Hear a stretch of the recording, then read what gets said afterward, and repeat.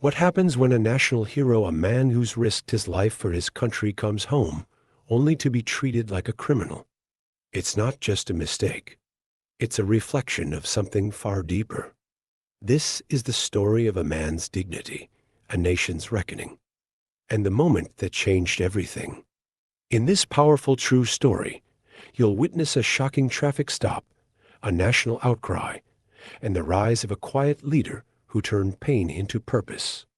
From injustice to reform, we'll take you inside the fight for accountability and how one man became a symbol of hope in a broken system. If this is your first time here, welcome. We tell real stories that move hearts and spark change.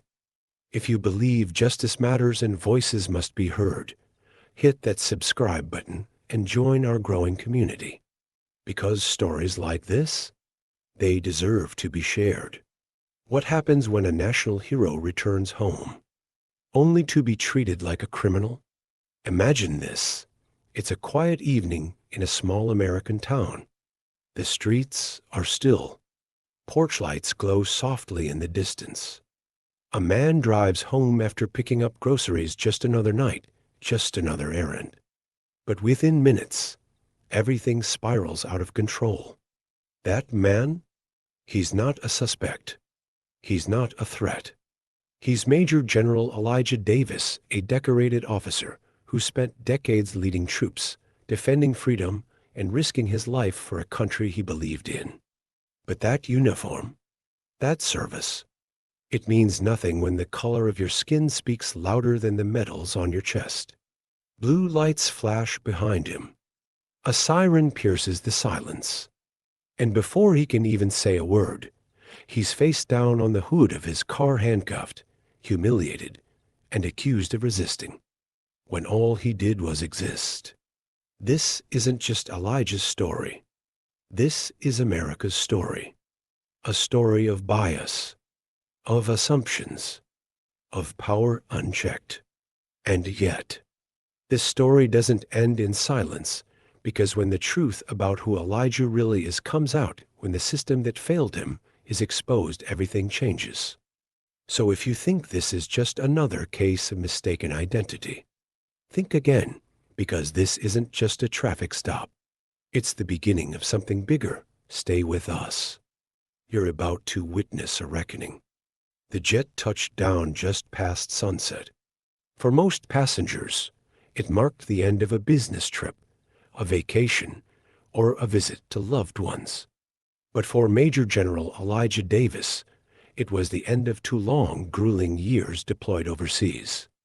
As he stepped off the plane, his boots met the familiar ground of his hometown, a quiet, tree-lined suburb just outside Atlanta.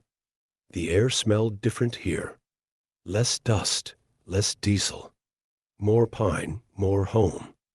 Waiting near baggage claim was his wife, Simone, holding back tears as she clutched a handwritten sign that simply read, "Welcome home, Elijah." Their 2 kids, Caleb and Tiana, bolted toward him the second they spotted him. "Daddy," Tiana shrieked, throwing herself into his arms. Caleb wasn't far behind, older now, but still softening at the sight of his father. Elijah dropped his duffel bag and embraced them both, pressing his face into their hair as if trying to memorize their scent. He was still in uniform, boots scuffed, jacket crisp, a warrior fresh from the field. But here, he wasn't General Davis. He was just Dad, just Elijah. That night, laughter filled the kitchen. Simone served his favorite baked mac and cheese, roasted chicken, collard greens. They ate at the dinner table, not on the move, not between missions. Time slowed down. No reports. No salutes. No explosions in the distance. Just warmth. Peace. But after dinner, life crept in. Simone gently reminded him they were out of milk and eggs. It was late, nearly 11, but Elijah didn't mind. He volunteered. Said he could use a quick drive, something normal to remind him he was back. So he grabbed his keys and headed to the local grocery store. He didn't wear his uniform. Just jeans, a plain black hoodie, and sneakers. Something about blending in felt comforting. The roads were empty. A warm breeze whispered through cracked windows. Streetlights flickered as jazz hummed through the radio. It felt good. Grounding. He parked, grabbed the few items on the list, and exchanged a few quiet words with the teenage cashier, who barely looked up from his phone. Elijah smiled. That small-town indifference. It was oddly reassuring. Groceries in hand, he stepped back into the cool night air. The hum of crickets. The glow of the moon. Home. He never saw the patrol car idling across the street. Officer Daniel Rourke sat in his cruiser, parked near the corner of Outrage and Pine, sipping lukewarm coffee and flipping through the radio. Boredom was his worst enemy on these overnight shifts. That's when he spotted a black SUV pulling out of the grocery store. Late night run? Maybe. But something about the driver didn't sit right with him. Black male. Hoodie. Driving slow. Not from around here, he assumed. He tailed the SUV. No lights. Just followed. Inside the car, Elijah noticed the patrol car stuck unnaturally close. No sirens. Just pressure. A shadow glued to his bumper. He checked his speed. He wasn't speeding. Signal lights? Perfect. Nothing wrong. And yet, the patrol lights flared red and blue in his rearview mirror. Elijah pulled over immediately, heart rate rising but outwardly calm. He placed both hands on the steering wheel, exactly as he was trained. Not military training, life training. Black man training. He rolled the window down, headlights casting a glow across his dashboard. Officer Rourke approached fast. No greeting. No explanation. Just license and registration. Yes, sir. Elijah replied calmly. Reaching for my wallet now, he moved slowly, deliberately. Rourke snatched the ID, barely looking. Where you headed tonight? Just picked up groceries. Headed home to my family. Rourke's eyes narrowed. Been drinking? No, sir. You got any weapons on you? No, sir. Step out of the vehicle. Elijah hesitated. May I ask why, officer? That was enough. Rourke's tone turned sharp. Did I stutter? Out. Now Elijah opened the door slowly, stepping out, groceries still in the bag on his seat. The moment his foot touched the ground, Rourke grabbed him. In one sudden motion, the officer spun Elijah around and slammed him against the hood. A loud thud echoed down the empty street. Hey, Elijah shouted, startled. I'm not resisting. But it didn't matter. Rourke cuffed him hard, twisting his arms behind his back like he was subduing a threat. Not a man. Not a neighbor. Certainly not a general. The cold steel cut into Elijah's wrists. Across the street, a couple waiting for a rideshare started recording. What's going on? One woman whispered, I think that's Elijah Davis. Another said, filming. Back at the car, Rourke pressed harder. You have no idea who I am. Elijah said through clenched teeth. Oh, I know exactly who you are, Rourke sneered. Just another thug out past curfew, and with that, the officer shoved him into the back of the patrol car. Elijah's groceries sat forgotten on the passenger seat. Eggs cracked. Milk leaking onto the floorboard, and the night. No longer peaceful. The sound of a phone unlocking broke the silence first. Then another. And another. Within moments, the entire street was lit not just by flashing red and blue lights, but by the cool glow of recording screens. People had started to gather, drawn in by the sirens, by the sight of a man being yanked from his vehicle and slammed against the hood. Some whispered. Others gasped. A woman standing across the street clutched her chest. A teenager's voice cut through the murmurs. Yo, he didn't even do anything. The murmurs swelled into something heavier. Disbelief turned into anger. One voice rang louder than the rest, a man near the front of the growing crowd, his phone held high. Wait a second. That's Elijah Davis. That's Major General Davis. Heads turned. People whispered back and forth, repeating the name like it was an echo, trying to connect the man on the hood of the car with the man they'd seen on the news. In uniform. Decorated. Respected. Another bystander, an older woman, stepped closer and shook her head. They don't even care who he is. They only see what they want to see. The crowd shifted, a collective sense of indignation now crackling in the air. Elijah Davis is a damn hero. Someone shouted. And you're treating him like a criminal? But the officer didn't flinch, didn't acknowledge the crowd. His grip on Elijah's wrist only tightened. Phones continued recording. The street buzzed with tension. A few people shouted for the officer to stop. Others just stood frozen, unsure if stepping forward would help or make things worse. The peaceful night was gone, and in its place stood a moment captured from every angle that the world would soon see. The distant sound of another patrol car approached, tires crunching slowly over the pavement. The cruiser rolled to a stop, and a figure stepped out, Officer Carla Hughes. Veteran. Respected. Level-headed. She wasn't one to make assumptions. Her instincts had kept her alive on this job more times than she could count. As she stepped closer to the scene, her eyes immediately caught the posture of her fellow officer, aggressive stance, rigid shoulders.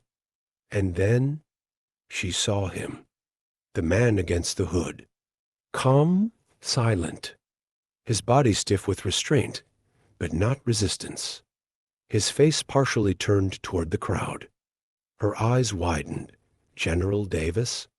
She asked aloud, just loud enough for those nearby to hear. Elijah turned his head, their eyes meeting.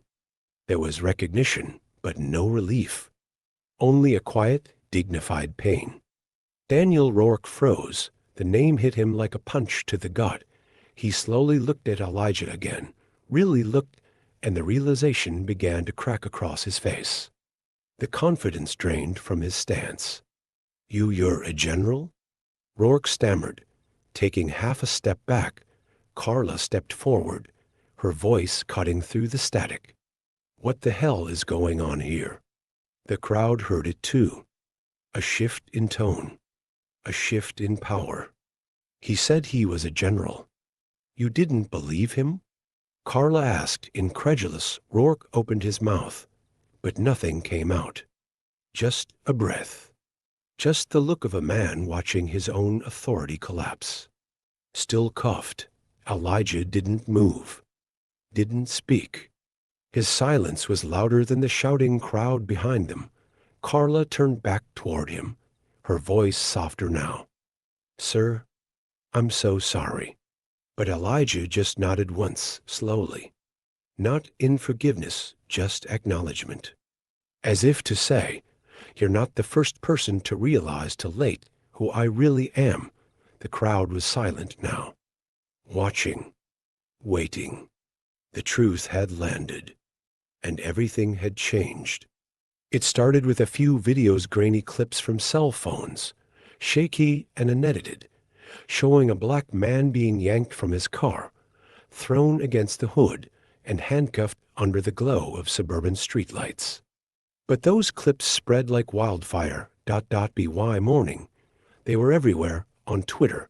The hashtag Justice for Elijah was trending within hours. By noon, hashtag General Davis had overtaken it. The caption beneath most videos read the same thing. They arrested a U.S. Army general for driving while black. News anchors picked it up before noon. Cable networks showed the footage on loop, cutting between stills of Elijah Davis in his decorated uniform and clips of him face down on the hood of his car. The contrast was jarring. CNN brought on retired military officers, each one expressing disbelief, then outrage. Elijah Davis didn't just serve, he led combat units, represented this country overseas. And this is how we treat him at home. MSNBC aired a roundtable on racial profiling. Fox News scrambled to reframe the story, but couldn't escape the gravity of what the nation was seeing. This wasn't about politics. This was about injustice that crossed party lines. And the people? They were furious. By evening, protests had begun outside the police station, outside City Hall, even in front of Officer Rourke's house. Veterans groups issued statements of support for Davis. Gold Star families, retired generals, and Medal of Honor recipients condemned the incident. Celebrities tweeted support, using their platforms to amplify the story. One viral tweet read, "This man gave 30 years to our country and got treated like a suspect. What more proof do you need that the system is broken?" It wasn't just social media. Talk radio, podcasts, YouTube creators, late-night hosts, everyone was talking about it. Even the White House press secretary was asked about the incident during a daily briefing. "We're monitoring the situation closely," she said, "and the president has seen the footage." But none of that compared to the clip that aired during the nightly news. A local reporter stood outside Elijah's home, noting that the general had not made a public statement yet. Then they played the footage again, this time overlaid with his military credentials. 4 tours overseas, 2 Bronze Stars, 1 Distinguished Service Medal. The message was clear. Elijah Davis wasn't just somebody. He was everybody, every black man who had been misjudged, disrespected, profiled.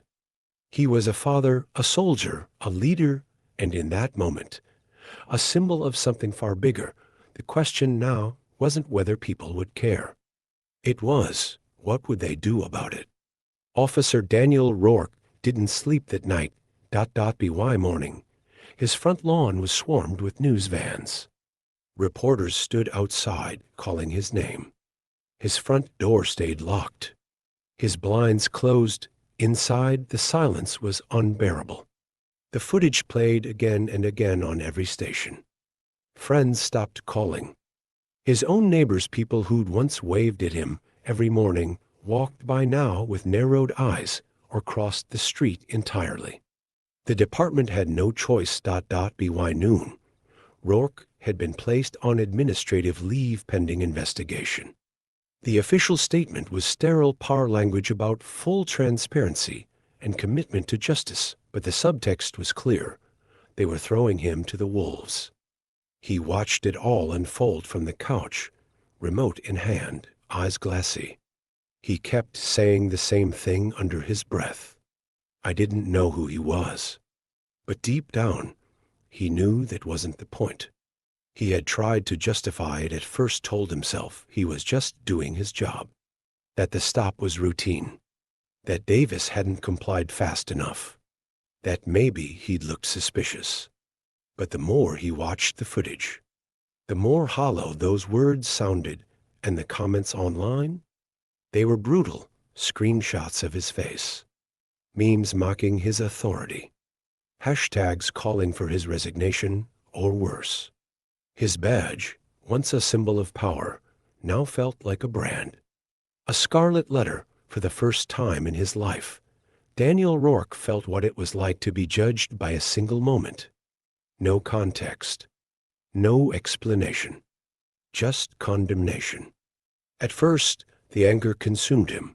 He shouted at the TV, at the reporters outside, at the walls of his own home. But slowly, something began to shift. He watched an interview with one of Elijah's former soldiers, a young man who said, "He saved my life in Afghanistan. I wouldn't be here if not for General Davis." Rourke turned off the TV and sat in silence. A long silence. What had he done?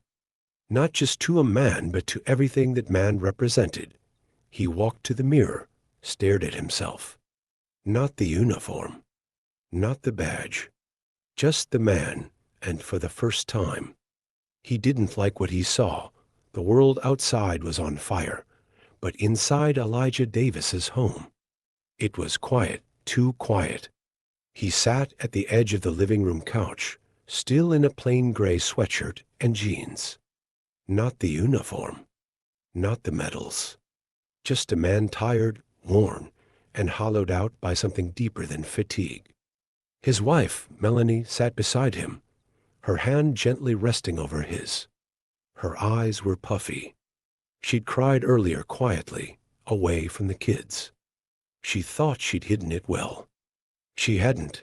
Across from them sat their two teenage children, Evan, 17, and Maya, 14. Both silent, both stiff, both shaken in different ways. Evan's fists were clenched at his sides. His voice broke the silence first. They tackled you like you were some thug. You're a general. You've served this country your whole life. How could they not know? Elijah didn't look up. His voice was low, almost a whisper.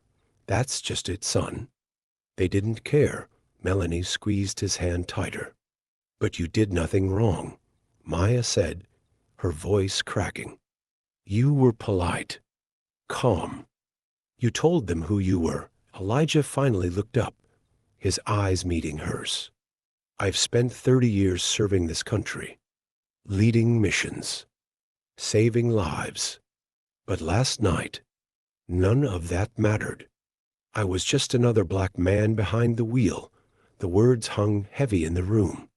He wasn't angry, not outwardly. What he felt was worse shame. A hollow, burning humiliation that came from being seen not for who he was, but for who someone assumed he must be. Even after everything I've done, he said quietly, I'm still just a suspect to some people. Melanie leaned in, tears returning to her eyes. You don't have to carry this alone, Eli. We believe in you. The whole country saw what they did. You're not the one who should feel ashamed, but he did, because deep down, it wasn't just about that one night.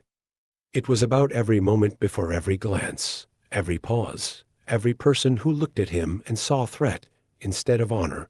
The knock on the door was hesitant. Officer Daniel Rourke stood on the porch, hat in hand, civilian clothes wrinkled and damp from nerves. He hadn't slept. He hadn't eaten. He'd asked for this meeting not because someone told him to, but because he knew he needed to look the man in the eyes. Elijah opened the door slowly. His face was unreadable. You sure you want to do this? He asked quietly. Rourke nodded. I have to. They sat in Elijah's study. No cameras. No reporters. Just two men, one in crisis, the other still carrying the weight of 1,000 silent wounds. The room was thick with tension. Rourke cleared his throat. I didn't know who you were that night. Elijah raised an eyebrow. And if I hadn't been who I am. Rourke faltered. I made a mistake. I profiled you. I acted out of instinct, and it was wrong. Elijah leaned forward, voice calm but firm. It wasn't just instinct. It was training, conditioning, a system that taught you what danger looks like, and it looks like me. Rourke looked down, shame rising in his throat. I've been trying to understand it, he said. Why I reacted the way I did. And the truth is, I don't know. I thought I was a good cop, but I see now I've been part of something I didn't even question. Elijah stood, walked toward the window. The light cut across his face, highlighting the still visible bruise on his cheekbone. You weren't just part of it. You enforced it. Rourke looked up. I'm sorry. Elijah turned to face him. You think this is about an apology? About me feeling better? This isn't about me, Officer Rourke. This is about every man who didn't have a camera filming. Every woman who didn't wear a uniform with medals. every black kid who got pulled over and never made it home. There was a long silence. Rourke's voice was barely a whisper. So, what do I do now? Elijah walked closer, not with anger, but with truth in his tone. You listen. You unlearn. And you stop pretending this was just a mistake. He paused, because this wasn't about one mistake. It was about the system that raised you to believe I was a threat the moment you saw my skin. That sentence broke something in the air. Rourke nodded slowly, his throat tight with emotion. He didn't ask for forgiveness. He didn't deserve it yet, but maybe, just maybe, he'd begun to understand what it would take to start. The sun was just beginning to set as hundreds gathered in front of the city's community center. The crowd stretched for block students, veterans, parents, clergy, activists, neighbors, all standing shoulder to shoulder, holding signs that read, "Justice is patriotism. We stand with General Davis. Accountability now." A makeshift stage had been set up beneath a large American flag. Microphones lined the podium. News vans circled like vultures, and cameras rolled from every angle. The world was watching. And then Elijah Davis stepped forward, dressed not in a uniform, but in a dark blazer and open-collared shirt. He looked calm, controlled, but his eyes carried the weight of history. The crowd quieted as he approached the mic. He paused, took a breath, and spoke. My name is Elijah Davis. I am a retired Major General of the United States Army. I've led soldiers through war zones overseas. I've risked my life for the values etched into our Constitution, and I believed, maybe foolishly, that those values protected me. But last week, on a quiet street in my own neighborhood, I was reminded, the battle is not over. Not here. Not at home. The crowd was silent, hanging on every word. I was handcuffed, slammed against the hood of a car, and treated like a criminal. Not because of something I did, but because of how I looked. A few gasps rippled through the crowd. Elijah's voice stayed steady. What happened to me is not new. It didn't start with me, and unfortunately, it won't end with me. But maybe, just maybe, it can change because of me. He leaned in slightly. This is not about one bad cop. This is about a system, a structure, a mindset. We need change. We need transparency. We need accountability. Every officer should wear a body camera, no exceptions. Every case of misconduct should be reviewed by civilians, not just fellow officers behind closed doors. Applause erupted. Elijah let it swell, then raised a hand. But this is not a war between citizens and police. This is not black vs. white. This is not left vs. right. This is about right vs. wrong. This is about ensuring that the law protects all of us equally, not selectively. He scanned the crowd, locking eyes with veterans in uniform, with students holding phones, with elderly couples standing arm in arm. I'm not here tonight as a soldier. I'm here as a man who still believes in this country and who knows we can do better. We must do better. He concluded with a line that would echo across social media and evening news broadcasts for weeks. Patriotism doesn't end when the war is over. Justice doesn't stop at the border. And the fight for freedom isn't complete until every American can walk their streets without fear. As Elijah stepped back, the crowd erupted. Cheers. Applause. Tears. A victim had become a voice, and that voice was calling for a revolution of conscience. The morning after the speech, Elijah sat in his dining room, papers spread across the table, phone buzzing with interview requests and support messages. But he wasn't interested in fame. He was interested in action. That afternoon, Elijah and a small group of trusted allies held a closed-door meeting. Among them, civil rights attorneys, retired military officers, community organizers, and concerned citizens. What started as a moment became a mission, they called it. Citizens for Equal Justice. Its goals were clear. Mandatory body cameras for all patrol officers. Civilian review boards with legal authority to investigate misconduct. A national police misconduct registry to prevent fired officers from bouncing between departments. Regular anti-bias training developed by both law enforcement and community leaders. Elijah wasn't just lending his name. He was in the trenches drafting proposals, attending city council meetings, testifying at hearings. His military background gave him access to top brass. Generals, admirals, veterans, and many were eager to join the cause. When we swore to serve, Elijah said during one roundtable, we swore to uphold the Constitution not just for some Americans, but for all Americans. The public rallied behind him. Petitions gained millions of signatures. Local governments began passing reform bills. And for the first time in years, there was a sense that something real, something lasting, was in motion. Even the president weighed in, publicly praising Elijah's leadership. We salute General Davis not only for his military service, the statement read, but for his courage in confronting the challenges we still face on our own soil.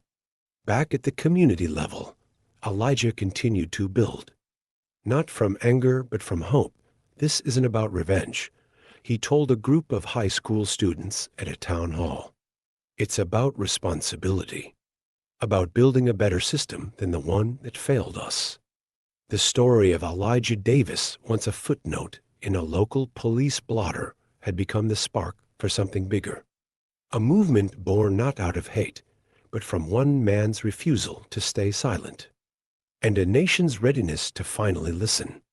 For weeks, Officer Daniel Rourke had been silent, avoiding cameras, ignoring phone calls, disappearing from public view. But silence couldn't shield him from the truth, and it certainly couldn't fix the damage.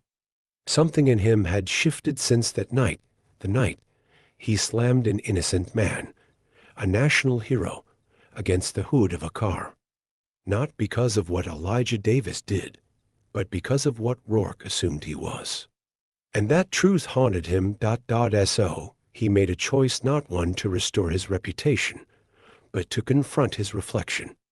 He began attending workshops hosted by local advocacy groups, forums on implicit bias, racial profiling, and ethical policing. At first, he sat in the back, arms folded, jaw clenched. But gradually, the wall cracked. He listened. To stories of mothers who lost sons. To veterans who'd come home only to face suspicion instead of gratitude. To young black men who had memorized exactly how to survive a traffic stop. Rourke didn't speak much. When he did, it was never to defend himself, only to say, quietly, I'm here to learn. The badge was gone. He had resigned from the force. No press conference. No letter to the editor. Just a short, unsigned resignation left on the chief's desk. He didn't feel worthy of a ceremony or a send-off, but his journey didn't end there. One afternoon, Rourke showed up at a Citizens for Equal Justice event. He didn't come to be seen. He didn't wear a name tag. He just showed up early, set up chairs, filled water coolers, and stayed in the background. When someone asked why he was there, he said, because I was part of the problem. And now I want to be part of the solution. The volunteers were wary. Some didn't speak to him. A few walked away. Others whispered, watching him from across the room. But over time, something remarkable happened. People saw him doing the work. Quietly, consistently. He never asked for forgiveness, he earned it, bit by bit. Elijah never publicly commented on Rourke's involvement. But in private, He once told a fellow organizer, "Accountability starts with truth. But healing starts with humility." And Rourke was walking that path, imperfect, slow, but real. The story of Elijah Davis was no longer just a community rallying cry. It had become a national reckoning. As footage of his wrongful detainment continued to circulate, pressure mounted on elected officials to act. Petitions flooded Capitol Hill. Activists filled inboxes. Military veterans wrote open letters demanding change. And then came the call. Congress wanted to hear from Elijah. He was invited to testify before the House Judiciary Committee during a special session on policing reform. He flew to Washington, D.C. not as a soldier, but as a citizen armed with the truth. In the echoing halls of Congress, beneath marble columns and history-soaked ceilings, Elijah took a seat behind a long wooden table. Cameras flashed.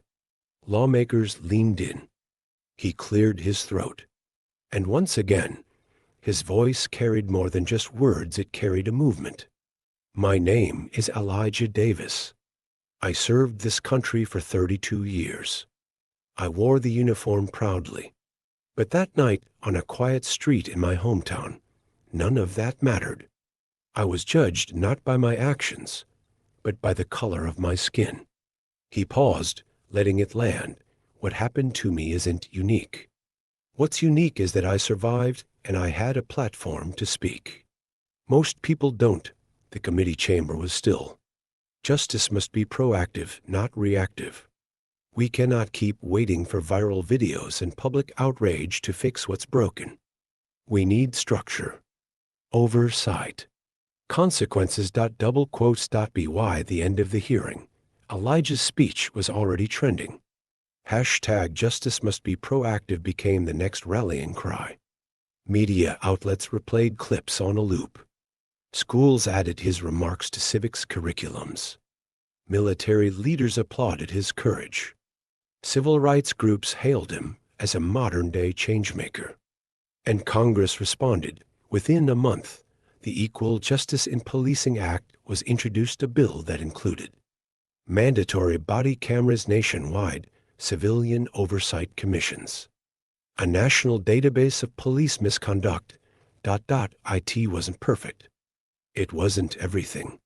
But it was a start, and it all began with one man who refused to stay silent. And a nation that finally chose to listen. The sun was setting behind the rolling hills as Elijah Davis sat on the back porch of his home, a mug of coffee in hand and the soft hum of crickets filling the air. His wife, Melanie, sat beside him. Their 2 teenage children were inside, laughter echoing faintly through the screen door. It had been months since that night. The headlines had faded. The protests had slowed. The noise had quieted, but for Elijah, the meaning hadn't dulled. If anything, it had deepened. He looked out across his backyard, the same yard where he'd taught his son to throw a football, where he'd once practiced speeches before deployments, where he tried to reclaim a sense of normal after years in the field. "I didn't ask to be a symbol," he said quietly, more to himself than to anyone. "I just refused to be erased." Melanie reached for his hand. She understood.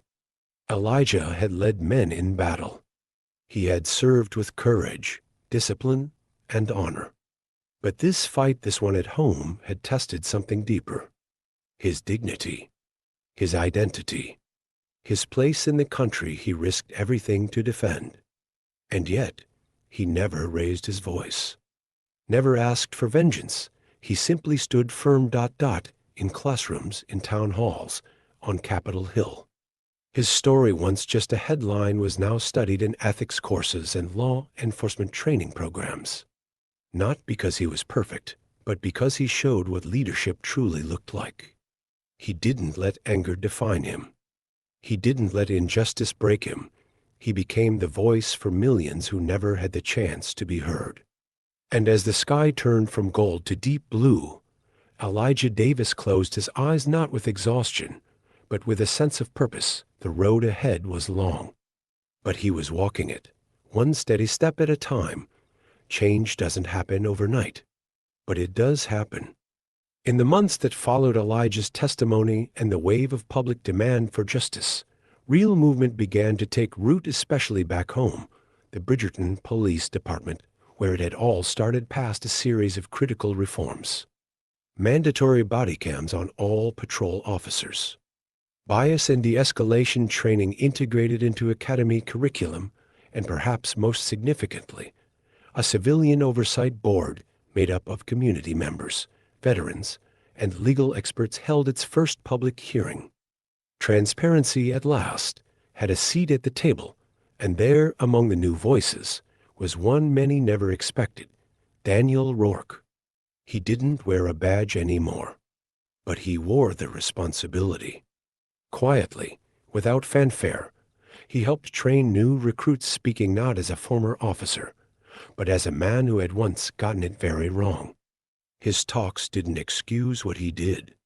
They explained how it happens and how to stop it, and Elijah, he never stopped moving forward. He began mentoring young service members, especially black and brown soldiers struggling to reconcile loyalty to a nation that didn't always show loyalty back.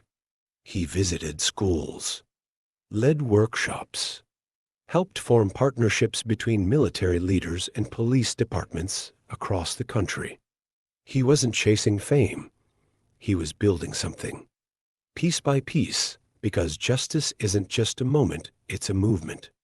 Elijah Davis's story is more than just an injustice, it's a mirror, a call, a reminder. It shows us the cracks in the system and the power of standing tall, even when the world tries to shrink you.